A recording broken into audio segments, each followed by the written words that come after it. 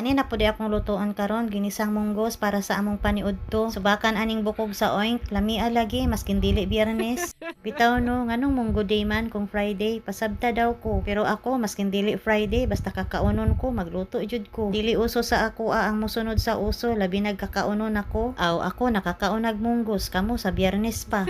Tas dire gihiwa-hiwa na day nato atong mga lamas. Nalaga na pud nato atong munggos, tas naandam na pud ang mga gulay. Kanang alugbati gikan pa nagkyamba dala sa maldita. Gihagpat na ako na daan, gibutang sa plastic bago gibutang sa ref. Ingon ana akong ginahimo para dugay madaot ang gulay. Tested and proven na jud na nako, labi na layo mi sa palengke, kinahanglan nako mag-stock. Kung face to face lang unta ni among bata, dili na nako kinahanglan magtingo. Pwede ra nako adlaw-adlawon og palit kung unsa akong kinahanglan kay maagian ra ang palengke. Mas nindot jud unta kay presko. Isa pa mas nindot jud unta kung face to face na. Kay ngano, aminin hago kaayo mag-answer og module no. Labi na ni among bata nga kung maka-answer og isa mohawa. Tas tawagon na pud nimo, answer na pud og isa, mulayas na pud. Tawagon na pud nimo, maka-high blood na lang jud.